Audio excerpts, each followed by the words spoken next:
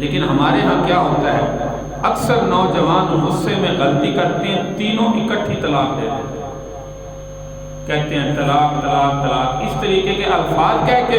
پھر مولوی کے پاس تشریف لے آتے ہیں، کہتے ہیں جی مولوی صاحب کوئی حل نکالو۔ اکثر نوجوان آتے ہیں، اب مولوی صاحب جو ہے وہ حل کیا نکالے، بھئی حل ہے ہی نہیں، تو نے چھوڑا ہی نہیں کچھ، اگر کچھ چھوڑتا تو پھر حل نکلتا تھا، یہ تو شریعت کا حکم ہے، کوئی مولوی کا گھر کا تو مسئلہ نہیں ہے،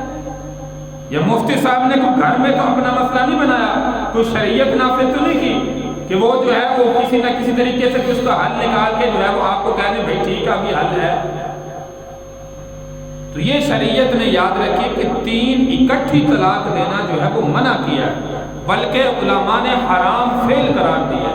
کہ یہ طریقہ گناہ ہے، کبیرہ گناہ ہے، حرام ہے، اکٹھی اپنی بیوی کو تین طلاقیں جو ہے وہ نہیں دینی چاہیے، گناہ ہے، اللہ کی ذات اس بندے سے ناراض ہوتی ہے۔ لیکن اگر کسی نے یہ عمل غصے میں کر لیا تو یاد رکھو کہ وہ اس پر بیوی جو ہے وہ حرام ہو گئی، طلاق واقعہ ہو گئی، لیکن کیا اس نے گناہ کا کام، حرام کا کام جو کرنا نہیں چاہیے تھا، چونکہ اگر چھوڑنا ہے تو شریعت نے آپ کو حکم دیا ہے،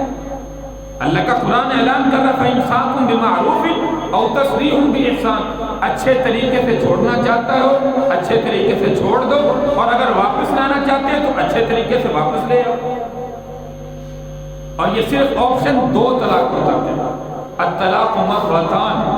لیکن جب فَإِن طَلَّقَهَا فَلَا تَحِلُّ لَهُ مِن بَعْدُ حَتَّىٰ تَنكِحَ زَوْجًا غَيْرَهُ، تو یاد رکھیے اب تیسری طلاق کے بعد جو ہے واپس اپنے گھر کے اندر جو ہے وہ نہیں رکھ